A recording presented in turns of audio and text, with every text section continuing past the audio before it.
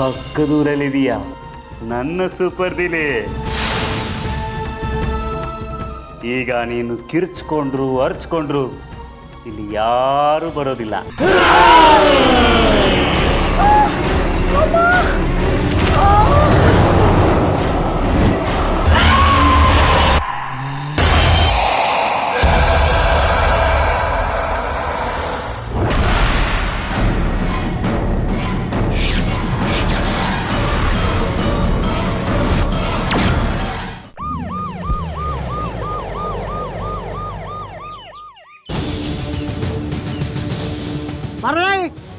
ಬರ ಬರ ಓ ಕುತ್ಕೊಂಡ್ಬಿಟ್ಟಿದ್ಯಾ? ಬಾ ನಡಿ ನಡಿ ಒಳಗಡೆ. ಏನ್ ನೋಡ್ತೀಯ? ನಡಿಯಲ್ಲ.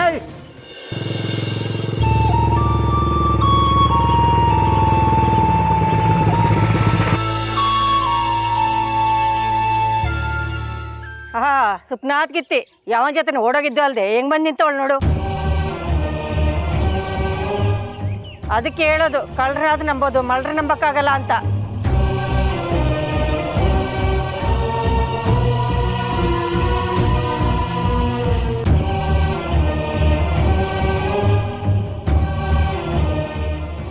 ಈಗ ಇನ್ನೇನ್ ಕತೆ ಹೇಳ್ತೀಯೋ ಯಾರಿಗ್ ಗೊತ್ತು.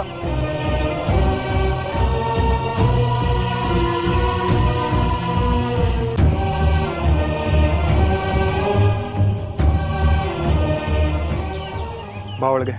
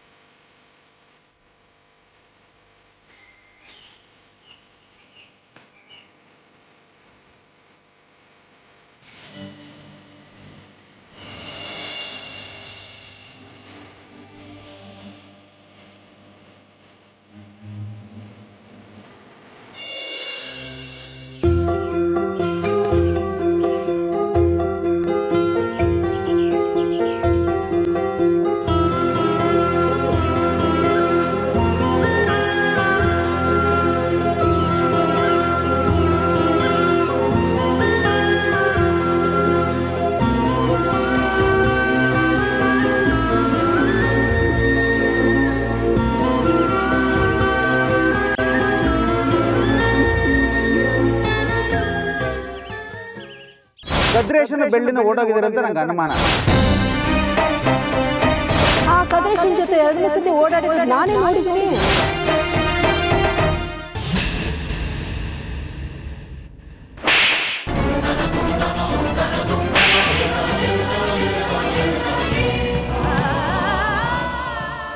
ಎಲ್ಲೇ ಹೋಗಿದೆ?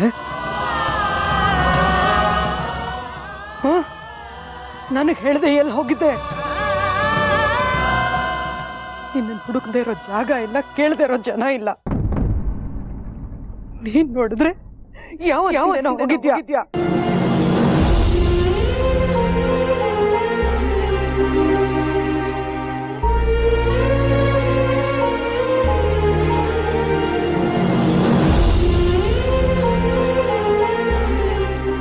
ಅತಿ ಏನ್ ಮಾತಾಡ್ತಿದ್ದೀರಾ? ಇಂಥ ಟೈಮಲ್ಲಿ ನೀವು ಅವಳ ಜೊತೆ ಇದ್ದು ಧೈರ್ಯ ಕೊಡ್ಬೇಕು. ನೀವೇ ಹೇಗೆ ಮಾತಾಡಿದ್ರೆ? ಇನ್ನೇನಪ್ಪ ಮಾಡ್ಲಿ ಮುತ್ತು, ಒಂದಿನಾದ್ರೂ ಸಮಾಧಾನವಾಗಿರಕ್ ಬಿಡ್ತಾಳ ಇವಳು? ನನ್ ಮಾತೆ ಕೇಳೋದಿಲ್ಲ. ಊರವರೆಲ್ಲ ಆಡ್ತಿರೋದ್ ನೋಡಿದ್ರೆ ವಿಷ ತಗೊಂಡ್ ಸತ್ತೋಗೋಣ ಅನ್ಸ್ತಾ ಇದೆ.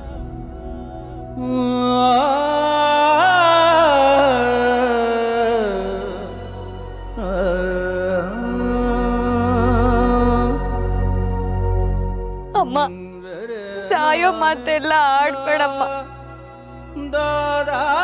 ನಿಜವಾಗ್ಲೂ ನಾನೇನು ತಪ್ಪು ಮಾಡಿಲ್ಲಮ್ಮ. ನನ್ ಮೇಲೆ ಆಣೆಗೂ ನೀನೇ ನನ್ನ ನಂಬಲಿಲ್ಲ ಅಂದ್ರೆ ಬೇರೆ ಇನ್ಯಾರು ನಂಬ್ತಾರಮ್ಮ? ನಿನ್ ಮಾತನ್ನ ನಾನ್ ನಂಬ್ತೀನಿ ಕಣೆ, ಆದ್ರೆ ಊರ್ ಜನ ನಂಬ್ತಾರ? ಹೇಳು, ಹೋಗಿರೋ ಮರ್ಯಾದೆ ವಾಪಸ್ ಬರುತ್ತೇನೆ? ಅತಿ ಏನ್ ಮಾತಾಡ್ತಿದ್ದೀರಾ? ಸಾಕು ನಿಲ್ಸಿ. ಏನೇ ಇದ್ರೂ ಒಳಗೋಗಿ ಮಾತಾಡೋಣ. ನಡೀರಿ ಒಳಗೆ. ಬಾ ಬಿಳಿ. ನಡಿ ಒಳಗೆ.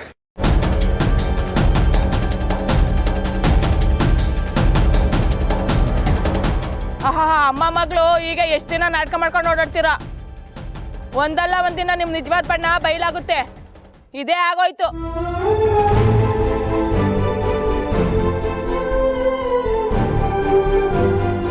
ಏಯ್ ಇಳ್ಸಕತ್ತು ಏನು ಹೀರೋ ಥರ ಪೋಸ್ಟ್ ಕೊಡ್ತಾ ಇದ್ಯಾ? ಇಳ್ಸಲ್ಲ. ನಮ್ಮ ಸಾಹೇಬ್ರು ಬಂದರೆ ಸರಿಯಾಗಿ ಮಾಡ್ತಾರೆ ನಿನ್ಗೆ ಇವಾಗ.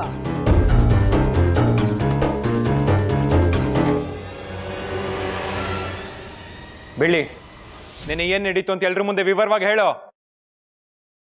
ಮಾವ ನನ್ನನ್ನು ಮದುವೆ ಆಗಲ್ಲ ಅಂತ ಹೇಳಿದ್ದು ನನ್ನ ಮನ್ಸಿಗೆ ತಡ್ಕೊಳಕ್ಕಾಗ್ಲಿಲ್ಲ. ಹೌದು ಹೌದು, ನಾನು ಮಾಯನ್ ಮದ್ವೆ ಆಗ್ತಾ ಇದ್ದೀನಿ. ಏನೀಗ? ನಿನ್ನ ಮದ್ವೆ ಆಗುತ್ತೆ ನನಗೆ ಇಷ್ಟ ಇದೆ. ನಿನ್ನ ಮದ್ವೆ ಆಗ್ಬೇಕು ಅಂತ ನನಗೊಂದು ಕ್ಷಣ ಕೂಡ ಅನ್ಸಿಲ್ಲ. ಅದಕ್ಕೆ ರಮೇಶ್ ಅಣ್ಣನ ತೋಟಕ್ಕೆ ಹೋಗಿ ಅರಳಿ ಬೀಜನ ಅರ್ಧ ತಿಂದ್ಬಿಟ್ಟೆ.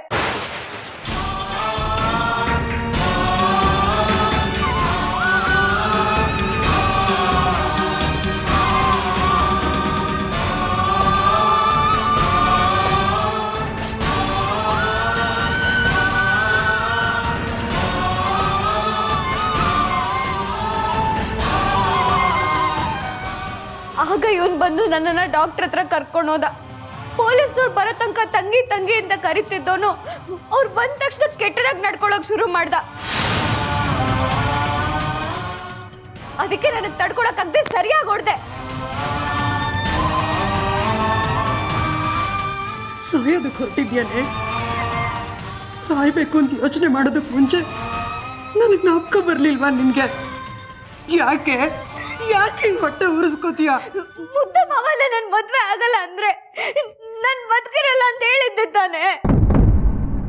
ಮಾವನು ನನ್ನನ್ ಬೇಡ ಅಂದ್ಮೇಲೆ ನನ್ ಬದುಕಿದ್ದು ಏನ್ ಪ್ರಯೋಜನ ಹೇಳು?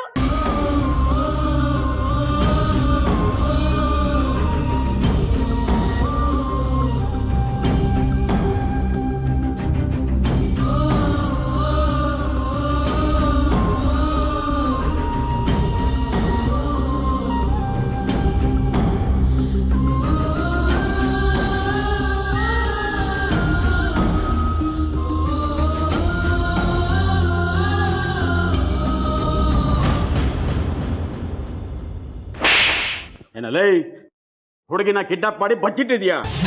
ನಿನ್ನೆ ಸೂಪರ್ ಸ್ಟಾರ. ನಮ್ಗಿರೋ ಕೆಲಸ ಎಲ್ಲ ಬಿಟ್ಬಿಟ್ಟು ನಿನ್ನ ಹುಡ್ಕೋದಿಕ್ಕೆ ಮಗಳೇ ಏನ್ ನಡೀತಿ ಹೇಳ?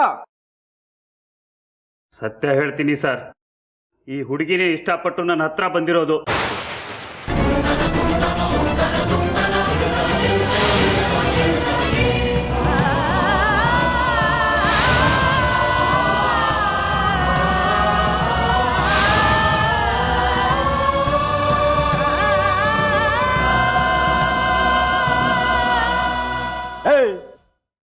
ನೋಡೋದಕ್ಕೆ ಸೀದೋಗಿರೋ ನುಗ್ಗೆಕಾಯಿ ತರ ಇದ್ಯಾ?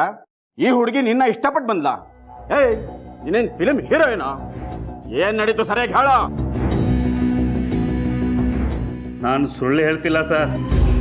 ನನ್ನ ಬೆಳ್ಳಿ ಮದುವೆ ಮಾತುಕತೆಗಂತ ನಾನು ಕೊಟ್ಟಿರೋ ಒಡವೆಗಳು ಅವ್ರ ಮನೇಲಿದೆ, ಬೇಕಾದ್ರೆ ಅವ್ರನ್ನೇ ಕೇಳಿ ಸರ್.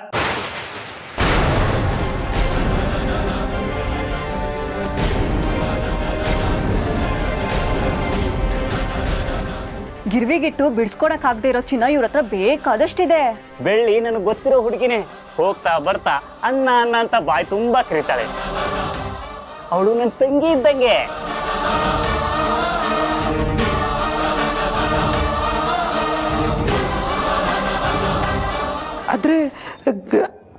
ಆದ್ರೆ ತಗೊಂಡಿಲ್ವಾ? ನನ್ನ ಹತ್ರ ಒಡವೆ ತಗೊಂಡಿಲ್ಲ ಅಂತ ಅವ್ರ ತಾಯಿಗೆ ದೇವ್ರ ಮೇಲೆ ಆಣೆ ಮಾಡಕ್ ಹೇಳಿ ನೋಡೋಣ.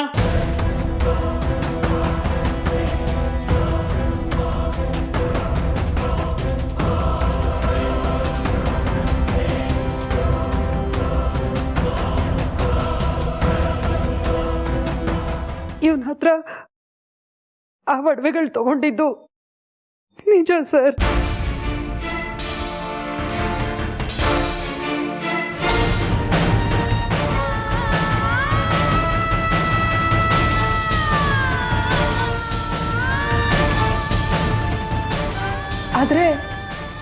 ಒಡವೆಗಳನ್ನ ತಗೊಂಡಿದ್ದು ಮದುವೆ ಮಾತುಕತೆಗೋಸ್ಕರ ಅಲ್ಲ ಸರ್. ನಮ್ಮ ಬೆಳ್ಳಿ ಮುತ್ತುನೇ ಮದುವೆ ಆಗೋದು ಅಂತ ಇಡೀ ಊರಿಗೆ ಗೊತ್ತು. ಅಂದಮೇಲೆ ಇವನನ್ನ ಯಾಕೆ ಸರ್ ಅಳಿಯನ್ ಮಾಡ್ಕೊಳಕ್ ಒಪ್ಕೋತೀನಿ ನಾನು? ಇವನೇ ಯಾರೋ ಗಿರ್ವಿ ಇಟ್ಟಿರೋ ಒಡವೆಗಳನ್ನ ಹರಾಜಿಗೆ ಬಂದಿದೆ, ಅರ್ಧ ದುಡ್ಡಿಗೆ ಅದನ್ನು ಕೊಟ್ಬಿಡ್ತೀನಿ, ಬೆಳ್ಳಿ ನನ್ನ ತಂಗಿ ಇದ್ದ ಹಾಗೆ ಅವಳು ಮದುವೆಗಾಗತ್ತೆ ತಗೊಳ್ಳಿ ಅಂತ ಕೊಟ್ಟ.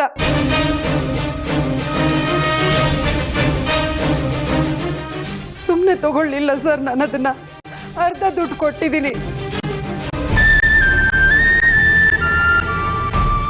ಇನ್ನು ಅರ್ಧ ದುಡ್ಡನ್ನ ಮುಂದಿನ ತಿಂಗಳು ಕೊಡ್ತೀನಿ ಅಂತಾನು ಹೇಳಿದ್ದೀನಿ. ಕೇಳಿ ಸರ್ ಬೇಕಾದ್ರೆ. ನಾನು ಇವನ ಹತ್ರ ಅರ್ಧ ಬೆಲೆಗೆ ಆ ಒಡವೆ ತಗೊಂಡಿದ್ದು ತಪ್ಪು, ಒಪ್ಕೋತೀನಿ ಸರ್. ಯಾವುದೇ ತಾಯಿ ಆದರೂ ತನ್ನ ಮಗಳ ಮದುವೆಗೋಸ್ಕರ ಹಣ ಕೂಡಿಡ್ಬೇಕು, ಒಡವೆ ಮಾಡಿಸ್ಬೇಕು ಅಂತ ಆಸೆ ಪಡ್ತಾಳಲ್ವಾ?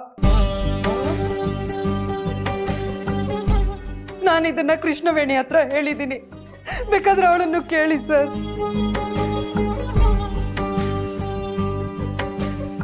ಇವನು ಮನ್ಸಲ್ಲಿ ಒಂದ್ ಇಟ್ಕೊಂಡು ಹೊರಗೊಂದು ಮಾತಾಡ್ತಾನೆ ಸರ್. ಇವನ್ ಸರಿ ಇಲ್ಲ.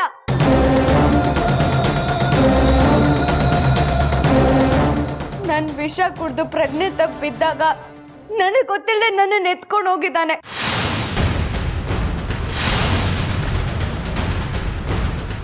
ಆ ತಾಯಿ ಚಾಮುಂಡೇಶ್ವರಿ ಮೇಲೆ ಆಣೆಗೂ ನಾನು ಇಷ್ಟಪಟ್ಟು ಹೋಗ್ಲಿಲ್ಲ ಸರ್. ಬೇಕಂದ್ರೆ ಆ ಮನೆ ಹತ್ರ ಒಬ್ರು ಅಜ್ಜಿ ಇದ್ದಾರೆ, ಅವ್ರನ್ನ ಕೇಳಿ. ಮುತ್ತುರಾಜ್, ಒಂದು ನಿಮಿಷ ಬನ್ನಿ. ನಾವೇನಾದರೂ ಕೇಸ್ ಹಾಕಿದ್ರೆ ಇಬ್ಬರ ಮೇಲೂ ಹಾಕಬೇಕಾಗತ್ತೆ. ಯಾಕೆಂದರೆ ಆ ಹುಡುಗಿ ಸೂಸೈಡ್ ಅಟೆಂಪ್ಟ್ ಆಗಿದೆ. ಕೇಸು ತುಂಬ ಕ್ರಿಟಿಕಲ್ ಆಗಿದೆ. ಈ ವಿಚಾರ ಏನಾದರೂ ಊರಿಗೆ ಗೊತ್ತಾದರೆ ಮರ್ಯಾದೆ ಹೋಗುತ್ತೆ. ಮೊದಲೇ ಮದುವೆ ಆಗಬೇಕಾಗಿರೋ ಹುಡುಗಿ ಕೋರ್ಟು ಕೇಸು ಅಂತ ಹೋಗೋದು ಬೇಡ. ಸರಿ ಇನ್ಸ್ಪೆಕ್ಟರ್, ನೀವು ಹೇಳ್ದಾಗೆ ಆಗಲಿ. ಅಮ್ಮ ಒಡವೆ ತಗೊಂಡು ಏನು ಗೊತ್ತಿಲ್ದಂಗಿರೋದು, ಮಗಳು ಓಡೋಗಿ ಅವನ ಮೇಲೆ ಗೂಬೆ ಕೂರ್ಸೋದು. ಇಂಥ ಕೆಟ್ಟನ ಊರಲ್ಲಿ ಇರೋದ್ರಿಂದ ಊರಿಗೆ ಕೆಟ್ಟ ಹೆಸರು. ಷಣ್ಮುಗ, ಹೀಗೇನು ನೀವು ಹೇಳ್ತಿರೋದು? ನಾವು ತಪ್ಪು ಮಾಡಿದ್ದೀವಿ ಅಂತ. ಸರಿ, ಊರ್ ಪಂಚಾಯತಿ ಕೂಡಿಸಿ, ಹಾಗಾದ್ರೆ ಅಲ್ಲಿ ನಾವು ತಪ್ಪು ಮಾಡಿಲ್ಲ ಅಂತ ನಿರೂಪಿಸ್ತೀವಿ. ಯಾರು ತಪ್ಪು ಮಾಡಿದಾರೋ ಅವ್ರಿಗೆ ಆ ತಾಯಿ ಚಾಮುಂಡೇಶ್ವರಿನೇ ಶಿಕ್ಷೆ ಕೊಡ್ಲಿ.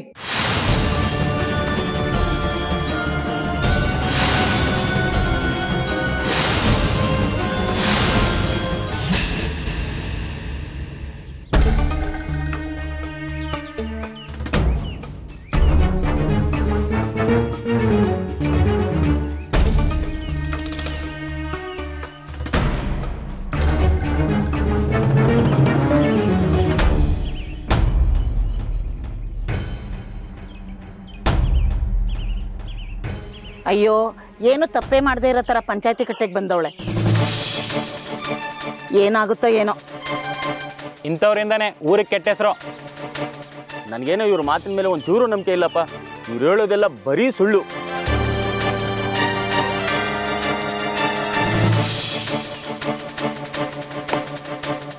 ಆಹಾ, ಎಲ್ಲರೂ ಸ್ವಲ್ಪ ನಿಶ್ಶಬ್ದವಾಗಿರಿ, ಶಾಂತವಾಗಿ ಕುಳಿತುಕೊಳ್ಳಿ.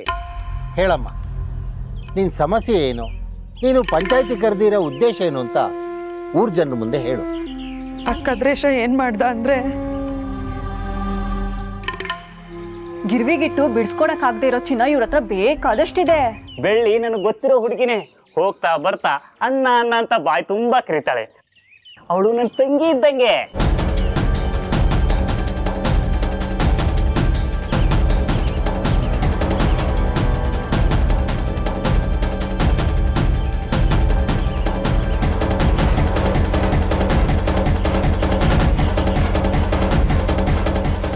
ನೀ ಹೇಳೋದೇನೋ ಸರಿಯಾಗಿದೆ, ಆದರೆ ಪಂಚಾಯಿತಿಗೆ ಅದರದೇ ಆದ ಕೆಲವು ನಿಯಮಗಳಿದೆ.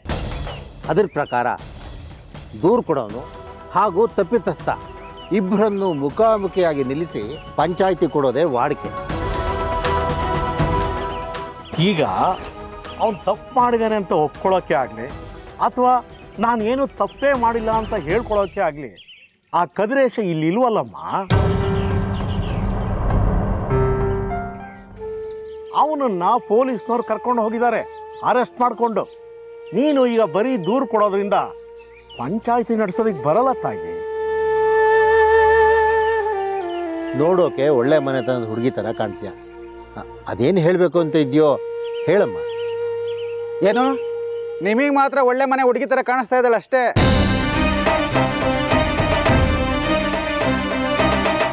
ಇವಳು ಕದ್ರೇಶನ್ ಜೊತೆ ಬೈಕಲ್ಲಿ ಹೋಗಿರೋದನ್ನ ನಾನೇ ನನ್ನ ಕಣ್ಣಾರೆ ನೋಡಿದ್ದೀನಿ. ಅಂದಮೇಲೆ ಇವಳು ಇಷ್ಟಪಟ್ಟು ಹೋಗಿರ್ತಾಳೆ ಅಂತ ತಾನೇ ಅರ್ಥ.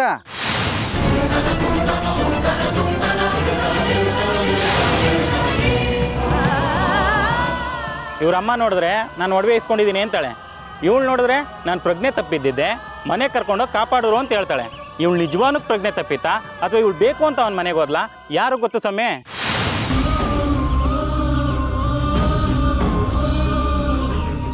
ಬೆಳಗ್ಗೆ ಮುದ್ದೆ ತಿನ್ಕೊಂಡು ಬಂದ್ಬಿಡ್ತೀರಾ ಪಂಚಾಯತಿಗೆ ಕತೆ ಕತೆ ಹೇಳಕ್ಕೆ? ಬನ್ನಿ, ರೈಸ್ ಮಿಲ್ ಕೆಲಸ ಇದೆ, ಕೊಬ್ಬು ಕರಗಿಸ್ತೀನಿ, ಕೆಲಸನೂ ಕೊಡ್ತೀನಿ. ದಯವಿಟ್ಟು ಹೀಗೆಲ್ಲ ಮಾತಾಡಬೇಡಿ. ನಿಮ್ಮನೇಲಿರೋ ಹೆಣ್ಮಕ್ಳ ಬಗ್ಗೆ ಹೀಗೆ ಮಾತಾಡ್ತೀರಾ? ಮಾತಾಡೋಕ್ಕಿಂತ ಮುಂಚೆ ಸ್ವಲ್ಪ ಯೋಚನೆ ಮಾಡಿ ಮಾತಾಡಿ.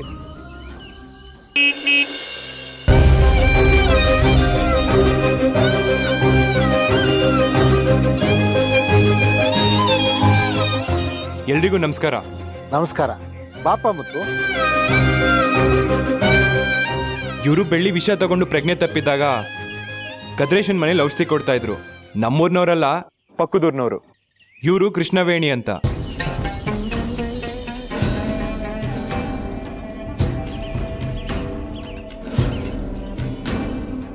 ಪುಷ್ಪ ಅತ್ತೆಗೆ ಕದ್ರೇಶ ಒಡವೆ ಕೊಡಕ್ ಬಂದಾಗ ಅವ್ರ ಜೊತೆ ಬಂದಿದ್ದಿದ್ ಇವ್ರೆ. ಊರ್ ಜನರು ತಿಳ್ಕೊಂಡಿರೋದು ತಪ್ಪು. ನಿಜಾಂಶ ಏನು ಅಂತ ಇವರಿಬ್ರು ಹೇಳ್ತಾರೆ, ಕೇಳಿಸ್ಕೊಳ್ಳಿ. ದಯವಿಟ್ಟು ನಾನು ಎಲ್ಲರೂ ಕ್ಷಮಿಸ್ಬಿಡ್ಬೇಕು. ನಾನು ಹೇಳ್ತಿರೋದು 100% ಸತ್ಯ ಸ್ವಾಮಿ. ಬೆಳ್ಳಿ ವಿಷ ಕುಡ್ದು ಪ್ರಜ್ಞೆ ತಪ್ಪಿದ್ದಾಗ ಕದ್ರೇಶ ನಾನು ಕರ್ಕೊಂಡೋಗಿ ಔಷಧಿ ಕೊಡಿಸ್ತಾ. ನಾನು ಅವ್ರ ಮನೆಯವರೆಲ್ಲಪ್ಪ ಅವ್ರು ಇಲ್ಲದೆ ಔಷಧಿ ಕೊಡೋಕ್ಕಾಗಲ್ಲ ಅಂದಾಗ ಇಲ್ಲೇ ಬಂದ್ಬಿಡ್ತಾರಮ್ಮ ಅಂತ ನನಗೆ ಸುಳ್ಳು ಹೇಳ್ದ. ನೀನು ತಡ ಮಾಡಿದ್ರೆ ಪ್ರಾಣಕ್ಕೆ ಆಪತ್ತು ಅಂತ ನನಗೆ ಸುಳ್ಳು ಹೇಳ್ದ. ಅದಕ್ಕೆ ನಾನು ಮಗನ ಪ್ರಾಣ ಉಳಿಸೋಣ ಅಂತ ಔಷಧಿ ಮುಂದುವರಿಸ್ದೆ. ಅವಳು ಹುಷಾರಾದ್ಲು, ಆದರೆ ಇನ್ನು ಸ್ವಲ್ಪ ಹೊತ್ತು ಪ್ರಜ್ಞೆ ತಪ್ಪತ್ತಾರ ಔಷಧಿ ಕೊಡು ಅಂತ ಹೇಳ್ದ. ಇವಾಗ ನೀನೇನಾದರೂ ಔಷಧಿ ಕೊಟ್ಟಿಲ್ಲ ಅಂದರೆ ನಿನ್ನ ಮಗಳ ಮದುವೆಗೆ ಇಸ್ಕೊಂಡಿರೋ ದುಡ್ಡನ್ನ ಡಬಲ್ ಬಡ್ಡಿ ಕಟ್ಟಬೇಕು ಅಂತ ಹೇಳ್ದ. ನಾನು ತುಂಬ ಕಷ್ಟದಲ್ಲಿದ್ದೆ, ಹಾಗಾಗಿ ಮೂರ್ಛೆ ಔಷಧಿ ಕೊಡೋಕೆ ಒಪ್ಕೊಂಡೆ. ದಯವಿಟ್ಟು ನಾನು ಕ್ಷಮಿಸಿ.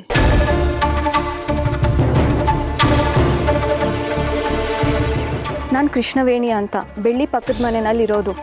ಕದ್ರೇಶಣ್ಣ ಹತ್ರ ಬಡ್ಡಿ ಸಾಲ ತಗೊಂಡಿದ್ದೆ. ಬಡ್ಡಿ ದುಡ್ಡು ತಗೊಳಕ್ ಬಂದಾಗೆಲ್ಲ ಬೆಳ್ಳಿ ಬಗ್ಗೆನೇ ವಿಚಾರಿಸ್ತಿದ್ದ. ನಾನು ಅವಳಿಗೆ ಮದುವೆ ಮಾಡ್ತಿದ್ದಾರೆ ಅಂತ ಹೇಳಿದೆ. ಕೆಲವೊಂದು ಹರಾಜಿಗೆ ಬಂದಿರೋ ಒಡವೆಗಳಿದೆ ಅಂತ ಹೇಳಿ ಪುಷ್ಪಕ್ಕನೇ ಅರ್ಧದಷ್ಟು ದುಡ್ಡು ಕೊಟ್ಟು ಒಡವೆ ತಗೊಂಡಿದ್ದಕ್ಕೆ ನಾನೇ ಸಾಕ್ಷಿ. ಇನ್ನು ಉಳ್ದಿದ್ದ ದುಡ್ಡನ್ನ ಮುಂದಿನ ತಿಂಗಳು ಕೊಡ್ತೀನಿ ಅಂತ ಹೇಳಿದ್ರು.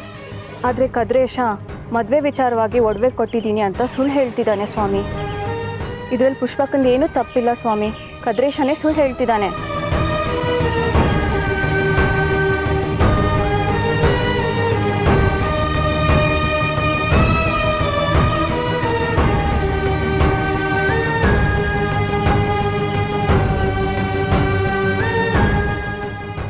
ಹಾ ಎಲ್ಲರೂ ಸ್ವಲ್ಪ ನಿಶಬ್ದವಾಗಿ ಕೂತ್ಕೊಳ್ತೀರಾ?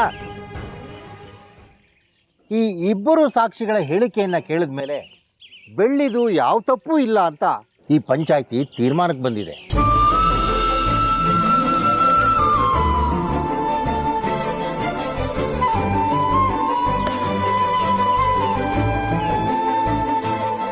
ಕದ್ರೇಶ ಇಲ್ಲ ಅಂತ ಈ ಥರ ಅನ್ಯಾಯ ಮಾಡೋದು ಸರಿ ಕಾಣಲ್ಲ.